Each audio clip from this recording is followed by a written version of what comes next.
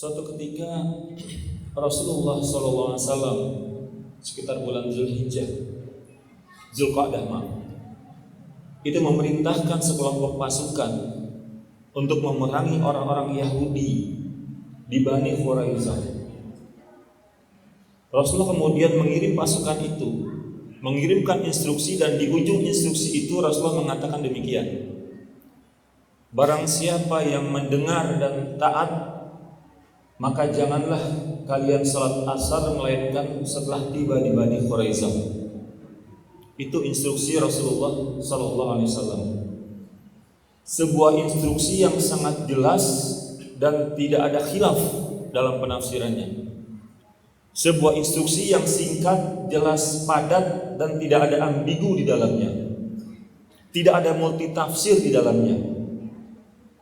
Dan para sahabat yang biasanya kritis, yang biasanya banyak pertanyaan, tidak ada pertanyaan sama sekali. Saking jelas dan konkretnya perintah Rasulullah SAW tersebut. Singkat cerita, berangkatlah pasukan yang diinstruksikan oleh Rasulullah SAW menuju Bani Quraidah. Tapi kemudian sebelum sampai di Bani Quraidah, waktu asar masuk. Dan bagi mereka yang biasa melakukan perjalanan, mereka tahu persis bahwa Bani Quraidah itu masih lama. Bani Quraidah itu masih jauh. Kalau kita tidak melaksanakan sholat asar di sini, maka kita tidak bisa melaksanakan sholat asar di Bani Quraidah. Kenapa? Waktu asar akan habis. Dan asar itu tipe sholat yang tidak bisa digabung dengan maghrib, apalagi isya. Sementara perintah Rasulullah jelas, barang siapa di antara kalian yang dengar dan taat, maka janganlah kalian sholat asar melainkan setelah tiba di Bani Quraidah. Sebahagian sahabat, kalau dalam sebuah buku saya baca, ada yang berkeras sholat asar karena memahami bahwa kata Rasulullah itu maksudnya adalah agar kita bergegas, agar kita bersegera untuk ke Bani Quraidah, agar kita cepat-cepat berangkat. Tapi kalau kita sholat asar dulu dan kita cepat-cepat, rasanya tidak menyalahi aturan, tidak menyalahi perintah Rasulullah. Ada lagi yang saya baca, yang saya dengar, bahwa sebagian sahabat memilih sholat asar karena sholat itu kewajiban yang telah ditentukan waktunya, itu perintah Allah untuk sholat di awal waktu. Sementara sebahagian sahabat ada yang memilih tidak melaksanakan sholat asar karena perintah Rasulullah jelas, jangan kalian sholat asar. Larangan Rasulullah jelas, jangan kalian sholat asar melainkan kalian setelah tiba di Bani Quraidah. Akhirnya sebagian sahabat tidak melaksanakan sholat asar, dan dalam riwayat dikatakan sahabat kemudian melanjutkan perjalanan dan mereka baru tiba di Bani Quraidah ketika waktu sudah menjelang atau setelah sholat isya, dan mereka kemudian sholat asar di waktu itu. Berita ini kemudian sampai kepada Rasulullah SAW dan Rasulullah tidak menyalahkan keduanya. Kenapa Rasulullah tidak menyalahkan? Karena kedua-duanya tidak ada indikasi melanggar perintah Allah dan Rasulnya. Yang melaksanakan sholat asar meskipun jelas-jelas di ujung instruksi di awal Rasul mengatakan jangan sholat asar melainkan kalian tiba di Bani Quraidah, tapi mereka tetap sholat asar, tidak dalam konteks melawan perintah Rasulullah. Alasan mereka sangat jelas, alasan mereka sangat kuat. Dan yang kemudian tidak sholat asar meskipun waktu asar sudah masuk, tidak dalam rangka melawan perintah Allah Subhanahu Wa Taala. Kenapa? Alasan mereka pun sangat kuat. Mereka dengar langsung dari Rasulullah SAW, jangan sholat asar melainkan setelah tiba di Bani Quraidah. Ma'asyiral muslimin rahimakumullah, kedua-duanya punya basic dasar yang sangat kuat, dan kedua-duanya tidak disalahkan oleh Rasulullah SAW. Ma'asyiral muslimin rahimakumullah, khatib tergelitik untuk kembali membuka perjalanan 1 Syawal kita yang lalu. Hari ini masih memasuki bulan Syawal. ketika Idul Fitri kemarin terjadi perbedaan di antara kita, umat Islam. Kita yang saya maksud adalah umat Islam. Sebahagian ada yang merayakan Idul Fitri di hari Jumat, dan sebahagian lagi ada yang merayakan Idul Fitri di hari Sabtu. Sampai mendekati Idul Fitri, awalnya khatib tidak terlalu mempermasalahkan karena perbedaan ini sudah sering terjadi. Dan sebenarnya tidak ingin mengungkit-ungkit ini. Tapi menjelang Idul Fitri terjadi perdebatan yang panas di media sosial dan media elektronik. Bahkan terjadi kecaman yang sangat luar biasa. Menyalahkan satu dengan yang lain, bahkan khatib dengar berujung dengan pelanggaran ITE, UTE, dan kemudian berujung kepada penangkapan. Keluar kata-kata yang tidak pantas dilakukan oleh seorang muslim kepada muslim yang lain. Ini yang tergelitik untuk khatib angkat dalam kesempatan kali ini, karena peluang itu boleh jadi terjadi lagi di Idul Adha yang akan datang. Ma'asyiral muslimin rahimakumullah. Kalau kita melihat bagaimana kisah di Bani Quraizah tadi, bukankah Rasulullah tidak menyalahkan keduanya ketika keduanya punya dasar yang kuat?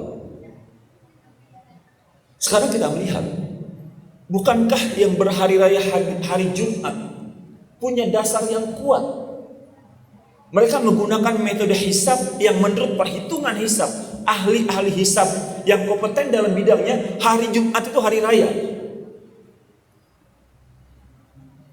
Dan yang berhari raya di hari Sabtu pun juga punya dasar yang kuat. Mereka berlandaskan kepada hadis Rasulullah SAW, apabila kalian melihat hilal, hendaklah kalian berpuasa waktu itu untuk menentukan 1 Ramadan dan juga mengakhiri Ramadan. Melihat hilal, jelas melihat, bukan menghitung. Ini yang dalil yang mengatakan melihat hilal. Jadi kedua-duanya punya basis yang kuat dalam menentukan dalil. Mereka tidak asal menentukan secara serampangan. Dan saya berhadapan kepada jamaah sekalian yang dua-duanya jamaah tidak juga ahli hisab, juga tidak ahli hilal. Maka tugas kita adalah mengikut mana yang perlu kita yakin.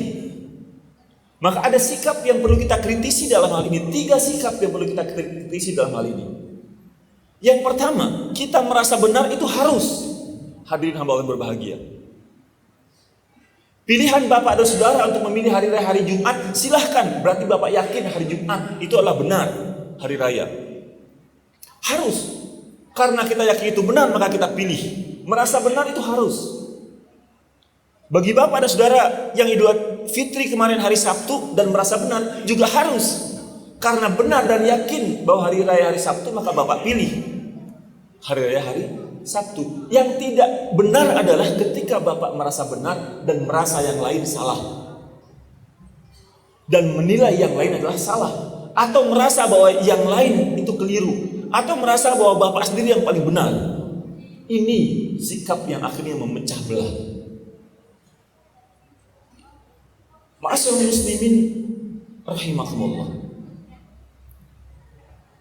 Di dalam Islam tidak selalu benar itu hanya pada satu kondisi. Sangat banyak kemungkinan kebenaran itu pada banyak kondisi dan situasi.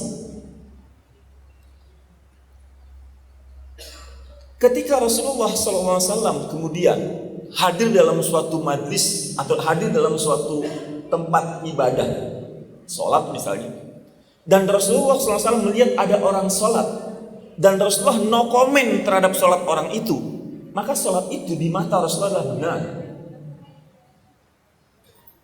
Sebab ada sebuah hadis di mana Rasulullah SAW menyuruh orang untuk sholat berulang kali, diulang lagi. Rasulullah minta orang tersebut mengulang lagi karena ada yang salah dalam sholat orang itu.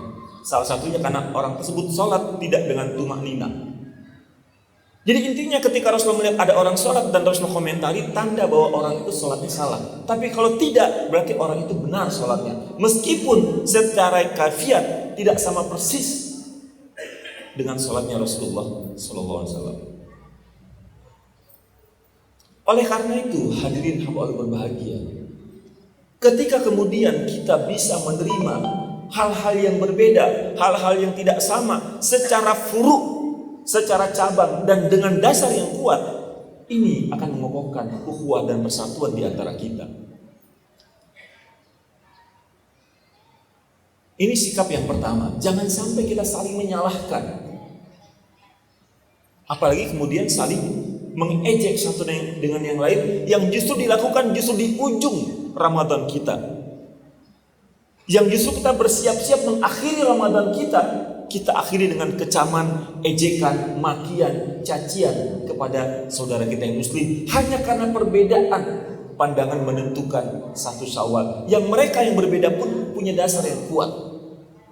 Kecuali ada pendapat yang mengatakan hari raya hari Senin atau hari Selasa, itu baru yang pendapat nyeleneh. Tapi ketika dua-duanya punya dasar yang kuat, tidak ada masalah. Ini tidak urusan dengan urusan iman atau kafirnya seseorang. Tidak juga ada hubungan dengan diterima atau tidak diterimanya amal puasa seseorang. Tidak. Allah Maha tahu apa dasar kita memilih dan apa para pakar itu kemudian menentukan Jumat atau Sabtu. Mereka akan dimintai pertanggungjawaban oleh Allah Subhanahu wa taala, apa dasar mereka menentukan Jumat dan apa alasan mereka menentukan Sabtu. Ini sikap yang pertama. Ma'asyiral muslimin rahimakumullah. Sikap kedua yang perlu kita kritisi atau yang perlu menjadi perhatian kita adalah sikap yang kemudian menilai pilihan orang dengan pilihan kita, yang akhirnya membuat kita dengan gampang mencela orang. Bapak dan saudara sekalian, ketika kita melihat orang sedang melaksanakan sholat id di hari Jumat, dia sedang bukan sholat id pada bulan Ramadan. Tidak, dia sedang sholat id di tanggal 1 Syawal. Karena bagi keyakinan dia, pada pendapat dia, hari itu sudah 1 Syawal dan dia sedang sholat Idul Fitri di situ. Bagi kita yang berpuasa, berpuasa saja. Kita sedang berpuasa di tanggal 30 Ramadan. Demikian pula bagi orang yang berhari raya di hari Jumat, jangan kemudian melihat orang yang masih berpuasa dan mengatakan, kenapa hari raya berpuasa? Kenapa 1 Syawal berpuasa? Bukankah 1 Syawal itu hari tasyrik? Bukan. Dia bukan sedang berpuasa di hari raya.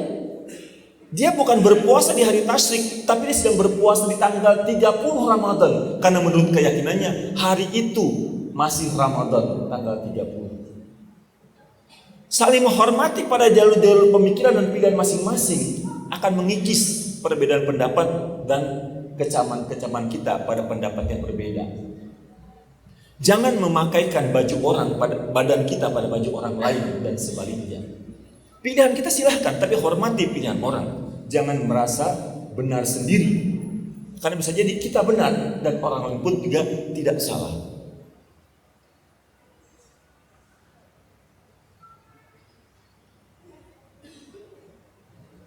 Sikap yang ketiga yang juga perlu kita kritisi, dan ini juga banyak terjadi, adalah bukan sikap yang merasa benar sendiri, tapi sikap yang toleran kebablasan. Dia ambil semuanya.